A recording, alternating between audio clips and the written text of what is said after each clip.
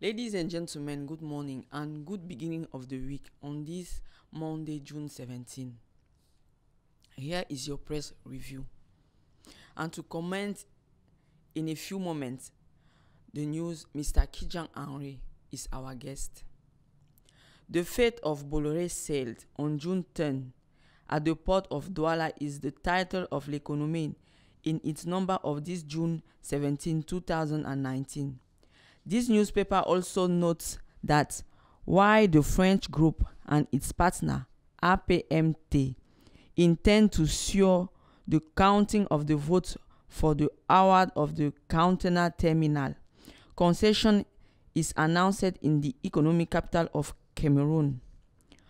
Collateral damage in the event of eviction and force of the 5 candidates for successions.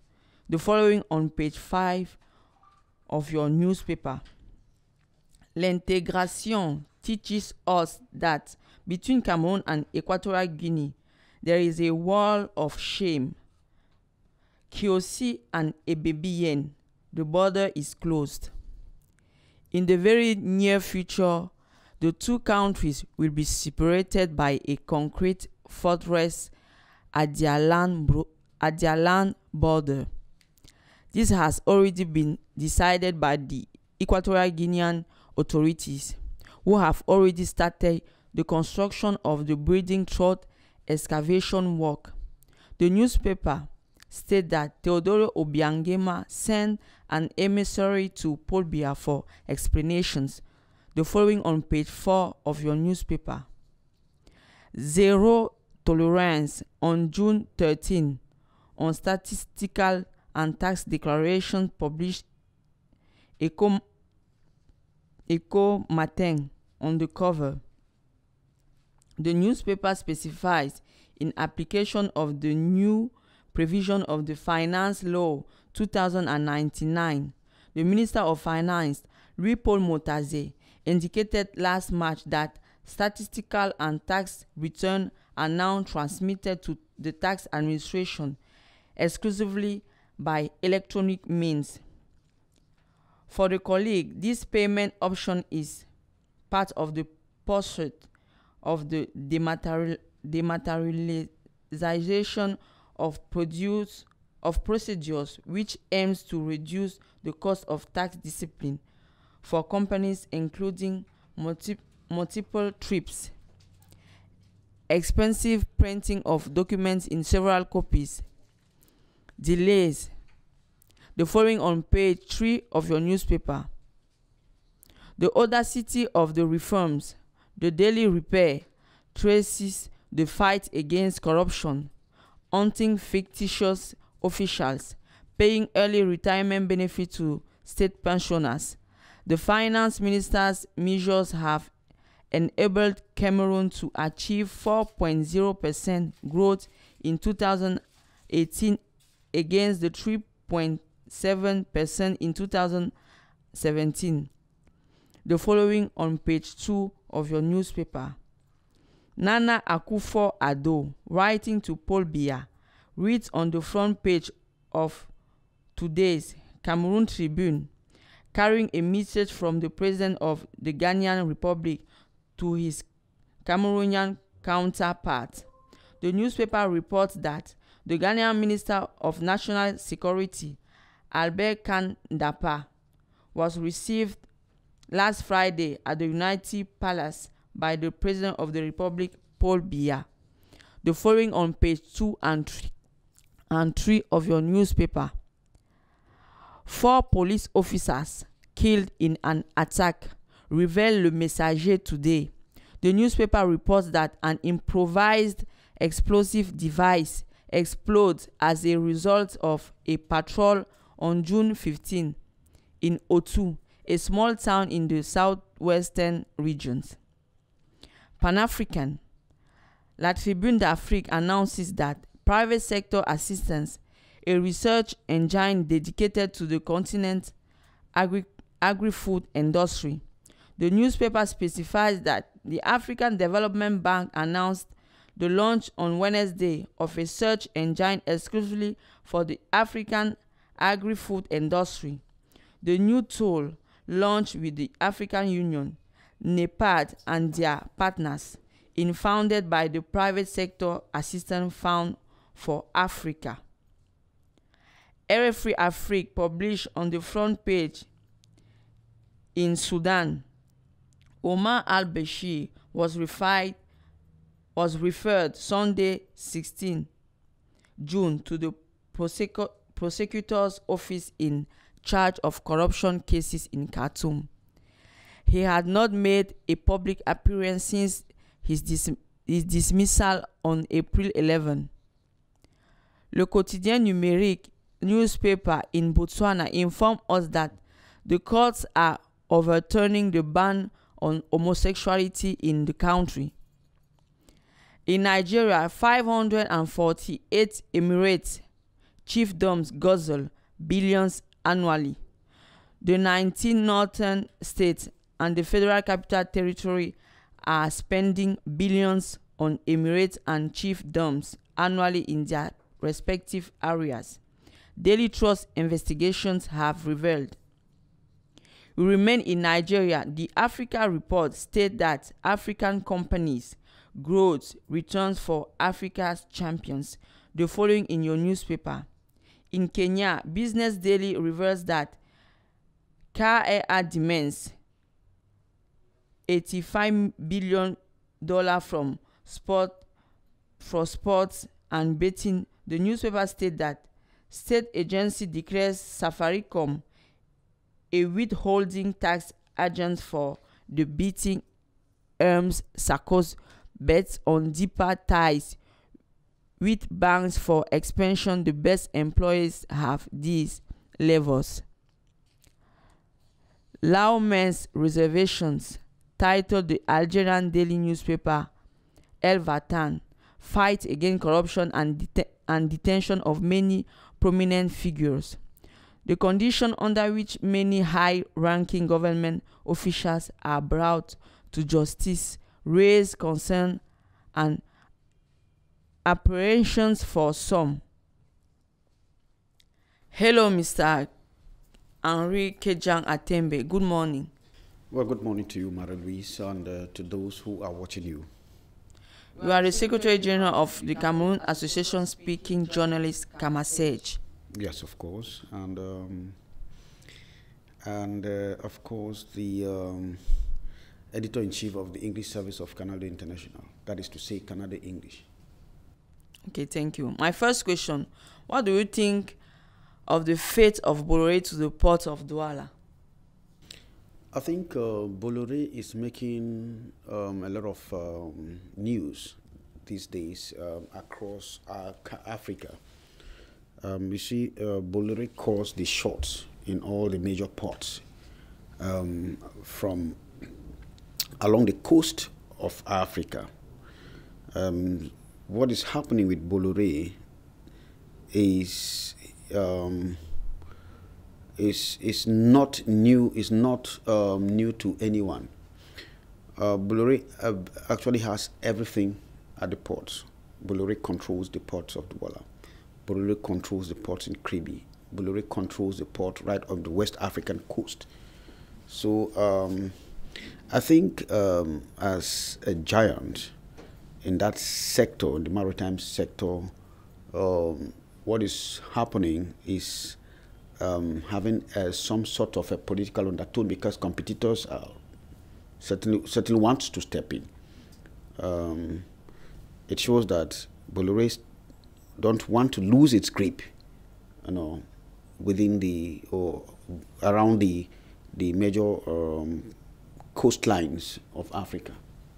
It's a very important thing to note. And so what is happening, Bolloré will probably maintain its grip in the ports. Now the decisions in the ports are taken by Bolloré. The costings or the pricing are done by Bolloré. Just everything is done by Bolloré. So it's like Cameroon, for example, has sold its ports, its coastline, to Bolloré. So what is happening should not be a surprise to anybody. Okay, thank you. Let's talk about the closure of the border QC and Ebibin. In this really a disgrace to both of our countries? Well, I think the closure of the borders is another very vexing issue. Remember, we are talking about this free movement of goods and persons circulation within the Central African sub-region. It becomes disturbing to hear that they have shut the borders between Cameroon and Equatorial Guinea. This is not the first time, such a scuffle is happening. When you look at West African countries, why are their economies booming? Because there is free circulation of goods and services, the movement of people, within that West African Economic Community. I remember I was traveling to one of the West African countries, Togo. I was traveling to Togo. I took a very long flight. So I got to Lomé, and I was with one guy from the Federal Republic of Nigeria. So there was supposed to be a delay for a connecting flight because we were going to Gabon. I was going to Congo rather, but we had to move through Askai, and we're not an advert at all. We had to travel through Askai, but Askai has to move to its hub in Togo before coming down. But what happened is that guy was going to Nigeria, so he had to have 2 hours delay.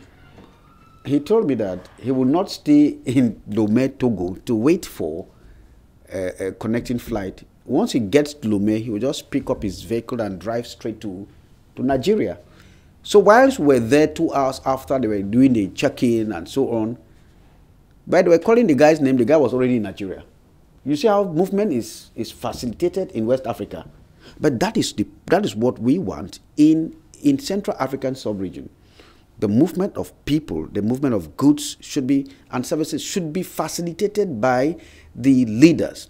Now, if Equatorial Guinea is doing what it's doing, it becomes disturbing. I suppose they'll be closing the borders for a temporarily, because not because there is an incident that the borders should be shut immediately. I think President Obiang sent an emissary to meet Pierre and to explain what happened.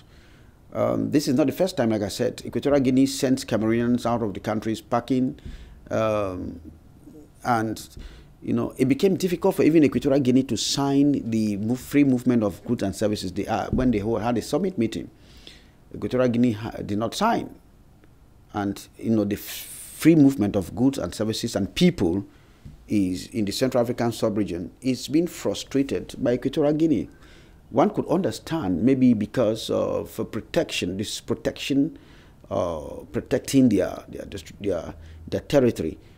But Equatorial Guinea equally depends on Cameroon, for food, for certain facilities, etc. And so Cameroon being the heavyweight, the giant in the Central African sub-region, it has been normal that Cameroon dominates and coordinates activities. There's a lot of food that leaves here to Equatorial Guinea. A lot of food leaves here to Gabon. And a lot of food leaves here to Congo. A lot of food leaves here to Chad. Okay, I was in Brazzaville when I ate watermelon and some food store. I told them that this food tastes like from Cameroon. They say yes, but they do their shopping here. See, so it has been normal that they take a measure, preemptive measure. But I hope that the borders will be opened so that goods could circulate, people could move freely. But once again, it is a matter of all of us being conscious, respecting international norms, international laws. It is not a good thing to go to someone's country and misbehave. In that aspect, I'm not like saying that I'm defending Cameroonians. No, far from that. I'm instead saying that people should be conscious, respect the laws of that land. Once we have an ambassador there who talks to its people, they should respect the laws of any land. Except something happens that is beyond your imagination, then we can understand that, well, at the level of diplomacy, they can handle that. Thank you. What do you think of the measure taken by the Minister of Finance, Louis-Paul Motazé, who is hunting fictitious civil servants to pay early retirement benefits to state pensioners? That is a good measure. I like that. You see,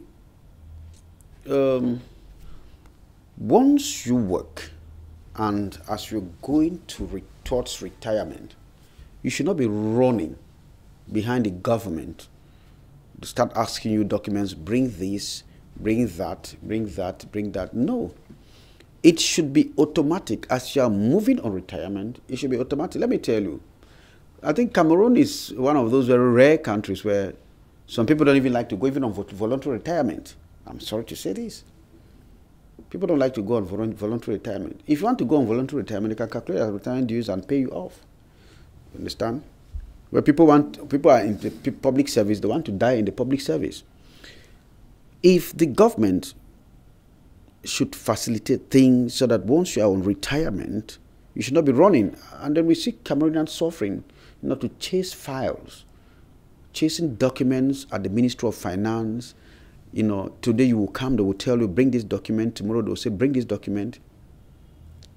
It becomes a problem. I think if they take a measure, which is a computerized system that permits,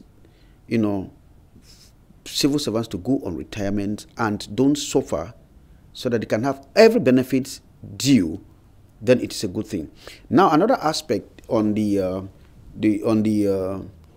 chasing of, or the hunting, like you put it, of fictitious civil servants.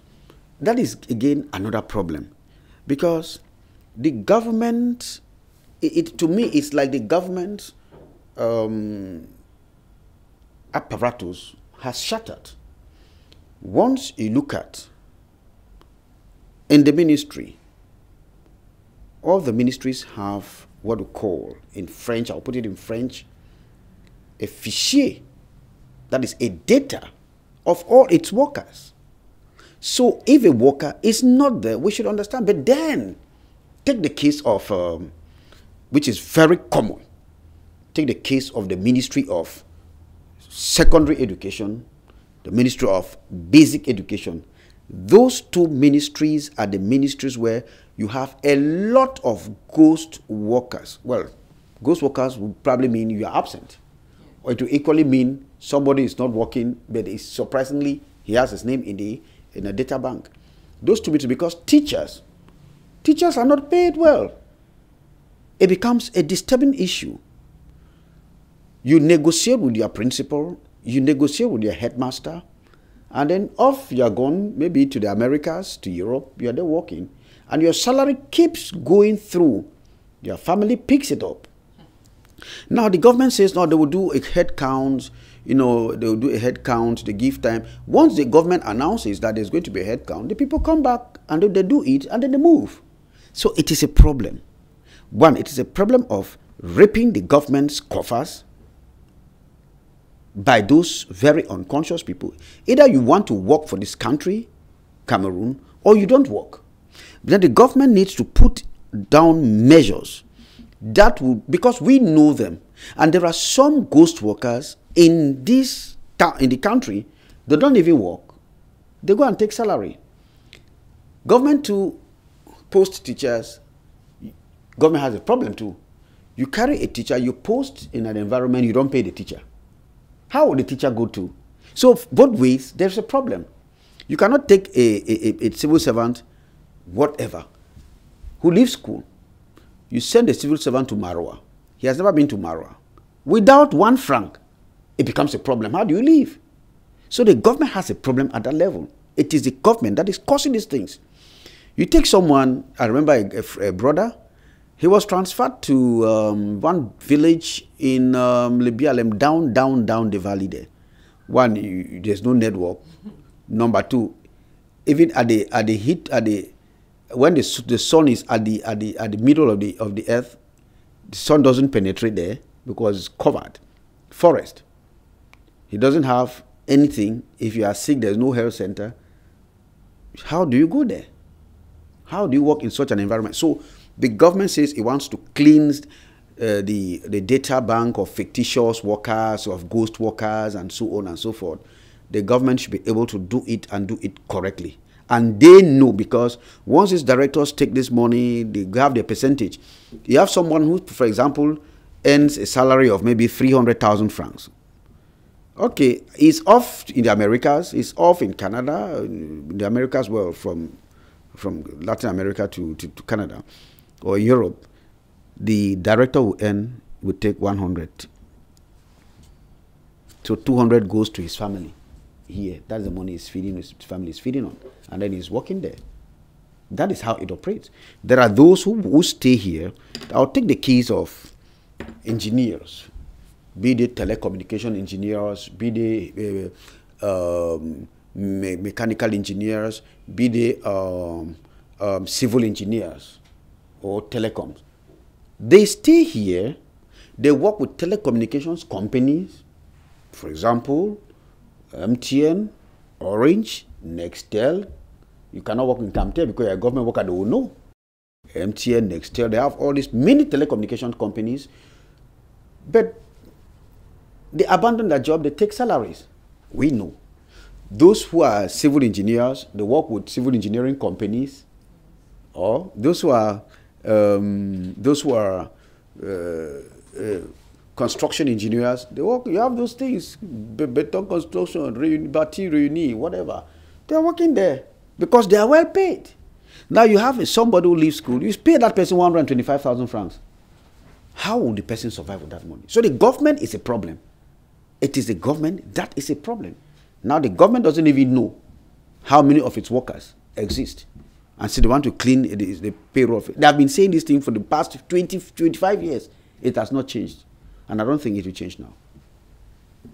Thank you. Omar El-Béchir was reported yesterday. What do you think of this outbreak? Well, it is a very sad thing. Leave power when the time comes. Always people should learn to leave power. Even in our normal daily life, even at home, there are times, there are things you cannot do as a father, and your children will be able to do it. If you want to do everything for yourself, even at 100 years, you will not be able. It becomes a problem. Omar El-Béchir is just being caught up by nemesis. If the ex-president Bashir had understood that there was need for him to leave power, he would have done so. He would not be facing what he's facing. And that is what all African dictators are going through. Some of these African dictators have been able to come out from that. Dictatorship, I look at it, I look at it in two ways. Those who are authoritarian, let us not forget that sometimes once a people are headstrong, you should be able to hit your hand on the table and say enough is enough. You want to strengthen the country. People should not be annoyed. Listen, but once you are climbing down on the people because you want to stay in power, that is another thing. If I take the case of the two countries that I always like to use as my examples, take the case of Ghana. President Jerry Rawlings saw what was going through in Ghana, how come Ghanaians were suffering. Remember, there were some Ghanaians who taught me in school. There were hundreds and hundreds and hundreds of Ghanaians in Cameroon because it was not moving. There was no war in Ghana, but the economy had been shattered. All the Ghanaians left. They were in Nigeria, they were in Sierra Leone, in Gambia, in Cameroon, in some of those African countries. Okay, in Malawi, in Kenya. So President Jerry Rawlings, as a military man, said enough is enough. So he had to strengthen the country. But he was not doing that to hurt the Ghanaians. Today the Ghanaians are enjoying democracy. To me, I say it's thanks to President Jerry Rawlings, that I admire. Because he wanted his people to live well. And if you follow some of his interviews, he will tell you that People, the toilet that you have in cities, if you drink water from your toilet, I mean, from the toilet pot, if you drink that water, it's better than water people drink in the villages. So, but he has to straighten the country. Take the case of Nigeria too. Now, if President Bashir was instead doing what he did, because he wanted to stay in power by purging the Sudanese, it becomes a problem. Look at the wars that tore the country apart, and now the Southerners are finally split from North. It's because President Bashir did not rule the country well, and that is what will happen to any African dictator or any African leader. I don't care to say whether you're a dictator or not. In as much as you stay long in power, you will be caught up by such problems. You should leave power and enjoy your life. It's just like a father. Sometimes you sit behind and then you enjoy. Your children are doing the job for you. You have already trained them. Why do you still stay there? I think that he's been charged for, don't forget that he was being pursued for crimes against humanity. And crimes against humanity is a very dangerous crime. And many more African leaders will be pursued for that. Okay. The last question. The justice system in Botswana overturns the ban on homosexuality in the country. What is your opinion by this decision? See, I am a man of, I'm someone who thinks, I'm a liberal, who thinks people should behave the way they feel. But at a point, I'm against certain things that do not reflect human values. I have children. It is thanks to the children that I have. It is thanks to God that I have children. And God told us there is only way, the one way. If homosexuality should become a mode, some people do it for what reason, I don't know. Because mistakenly, I've never seen an animal, because animals too are very intelligent. I've never seen an animal of a particular species crossing another animal of a different species. So if animals cannot do that, why us human beings? Why do you think we should be doing that? We should not be doing that. So if the ban against homosexuality should be enforced, I am extremely happy, because Botswana is a small country whose democratic principles are well cherished. I remember the president even announced he was going to leave power, and even left power before his term of office expired. You see, those are little countries that inspire a lot. Very powerful country when it comes to tourism. But other countries are practicing such things because such things come from, I would not want to hide it, from the Western world. And sometimes they will tack assistance to you based on whether or not you accept those things in your country. But you know that many countries have these laws that have banned. I remember in Kenya, President Uhuru Kenyatta enforced the law, and it is very clear they don't have any pity for that, even in Uganda and even in Cameroon. But we still see these things being practiced in some countries, especially in Cameroon. You see them freely. And there are rights organizations to that still protect this type of people. So we are now trapped in the whirlpool of whether or not these people should exist or they should not exist. Well, you will not take away someone's life because you are not God to take people's life away. So they're living in their own world, and I don't know how they live in those type of world, but I think in countries like Cameroon, the laws are very clear. In Kenya, in Uganda, very enforced. You don't dare, and but then these things exist, and then they exist in the dark. So it becomes difficult, but the law is the law. Thank you. Thank you, Mr. Kijan-Henri Atembe, for being here and to have commented this, to have commented on this press review. Thank you, Marie-Louise, and of course the entire team on duty. I'm always available when the time comes. Let me know. I'll be here to contribute. It's always a pleasure because our job is talking, educating, entertaining people. Thank you so much. Thank you for following us and thank you for your loyalty. Goodbye.